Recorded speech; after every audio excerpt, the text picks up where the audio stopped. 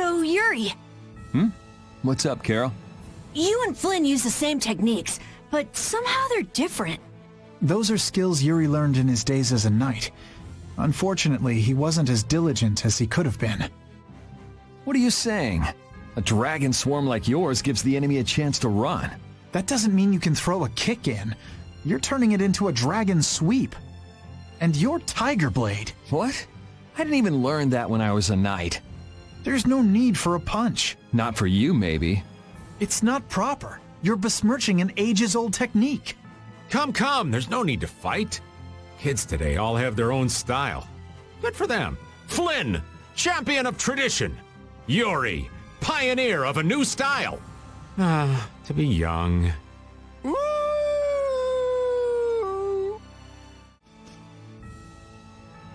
I had no idea you were so good at cards, Judith. Really? I don't think I'm anything special. Come to think of it, I've heard of her before. Really? You knew Raven? Yeah, I heard a rumor or two about a wandering gambler who rides a dragon. They say that the casinos she's gone to have gone bankrupt one by one. Someone who rides a dragon? That's gotta be Judith. The stories get bigger every time they're told. All I did in Nordopolica was destroy the Blastia. Anyway, let's stop talking about silly things and get a move on. You know, they say it wasn't just one or two casinos that gambler put out of business.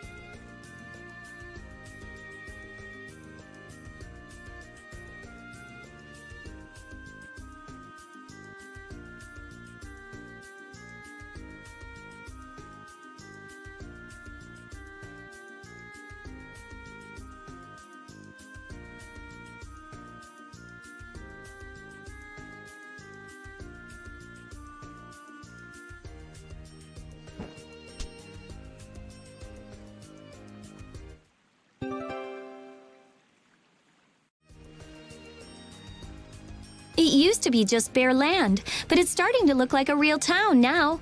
It looks like they're building more and more houses, too. Yeah, look on that roof over there. That's the master carpenter of the Carpenters Guild. He heard about Aurnion and came with all his tools and apprentices to help. He even refused to take money for it. He's so generous. Looks like the manly carpenters are out in full force. You could learn a thing or two from them.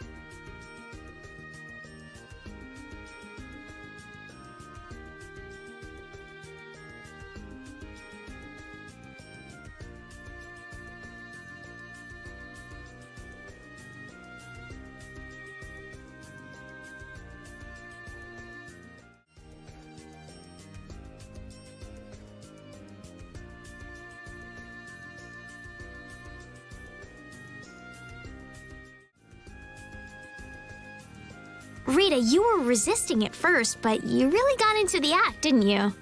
No, you were just taking your part so seriously.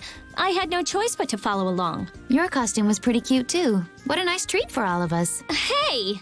Your acting was really on point, Carol. Well, I used to be in the Actors Guild after all. You've been in all sorts of guilds, kid. Anyway, that wasn't even acting. I'd like to act in another play with everyone else someday. No way! Never again! Me neither. I don't want Rita to set me on fire again. I'd like to be in the play next time. I'd have to be the lead, of course. I had my doubts, but it looks like everyone had a good time.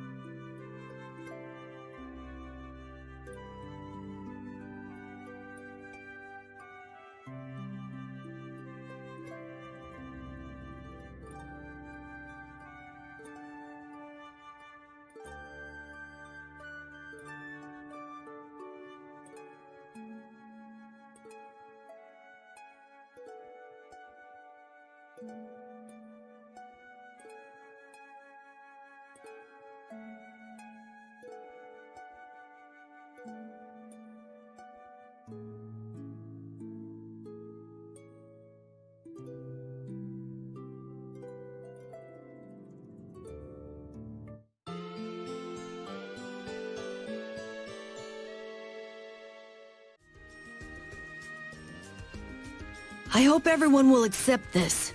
I mean, that the world is changing. There's a difference between understanding something and accepting something. It'll take time.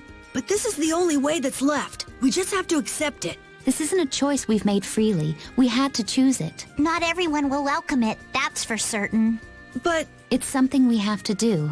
That's what you want to say, right? yeah. That's fine then. Cheer up, Carol. Okay. You think it'll work out, right? Who knows? Judith, I can't tell if you're trying to make me feel better or not. What you want is different from what's actually there. Reality can be a harsh mistress. When faced with a daunting foe, they often betray their comrades and save themselves. They gain more power than they need, and grow overconfident once they have it. This had been my understanding of human nature. Humans are quite interesting. They become distrustful once betrayed. One moment they may slander a friend, and the next be moved to feelings of love. Their hearts may grow more compassionate, or be lost to depravity. Truly puzzling creatures. All of that makes them dangerous. How long until they are drowned by their thirst for power? How long until they betray all those dear to them in their struggle for supremacy? When they stand before a mighty enemy, will they keep their resolve? Do you not believe in them, Sylph? I I wished only to convey the delicacy of the situation. Should they ever become too great a nuisance, we need only burn them to the ground. It seems that the conversion to spirit form has not tempered our leader's fiery wrath. Nor has there been any change in the optimism that so characterized you, Undine. And you remain every bit as cautious and careful as you ever were. Has not that fear kept you in constant concern over the catastrophe in the sky? It was all the Entelecheia and humans could do to seal it away 1,000 years ago. The humans have said that as spirits we possess the power to defeat it. However... Say no more. Speaking it out loud will only further increase your worry. We are a new power that will form the cornerstone of this world. The Adephagos is nothing. We may possess enough power to defeat the Adephagos once and for all. But all our work will have been for naught if the humans cannot face this threat. Do not forget that it is the mortals who must use our powers against the Adephagos. Did you not place your faith in their hands? As there are no others to whom we can turn, I will entrust them with our final hope. Then be content to stand by and watch over them. Believe in them. I too await the day when I make known my full power.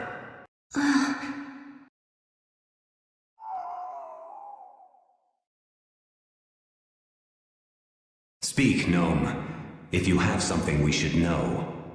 He says we are left to make one of two choices.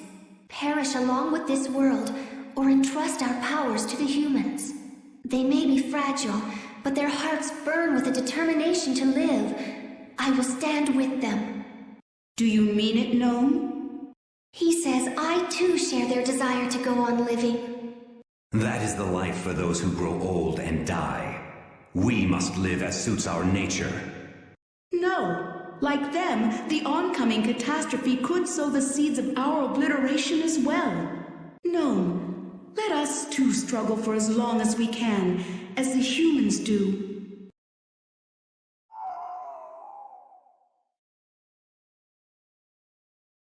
Goodbye.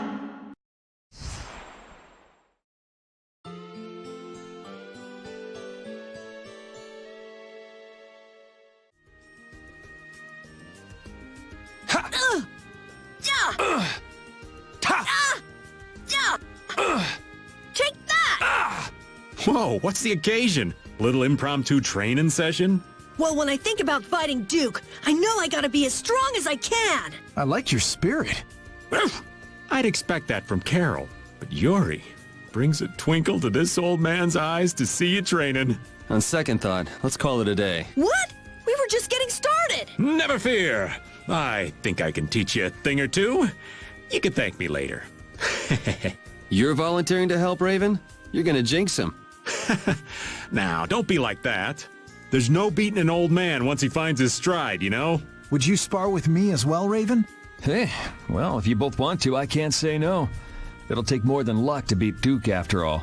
All right, Carol, no mercy? Right. No mercy! Fight! Is fighting really the only option with Duke? Well, if he's in Tarkaron, then I think we'll have to. My mind's already made up.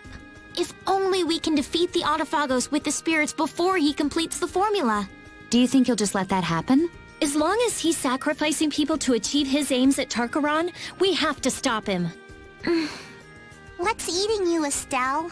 Are you that conflicted about fighting him? Yes, but we won't win if we go in with doubts. Oh, I don't know. If doubting is part of your nature, you should trust that nature in battle. What? Well said, Judith. Maybe that's the right approach. We're not your typical band of heroes, after all. You do what you can. You take the hits, but you don't lose. Sound about right? I think that the more you fret, the brighter you'll shine, Estelle. You're all so... thank you.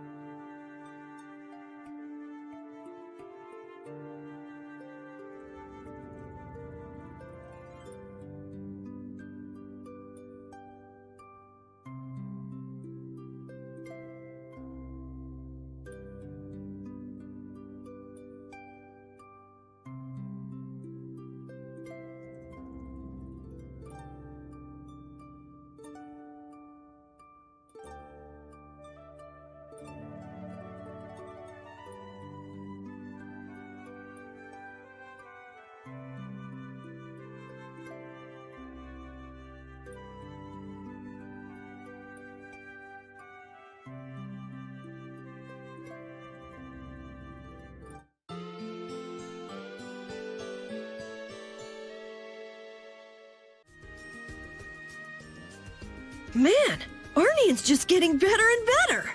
Indeed. A town born from the Empire and the guilds. I'm sure it'll be a wonderful city. Though it's a shame it took a world crisis to get them to work together. A global threat brings people together. That's irony for you. I think that's all right, though. They're finally seeing eye to eye. Right.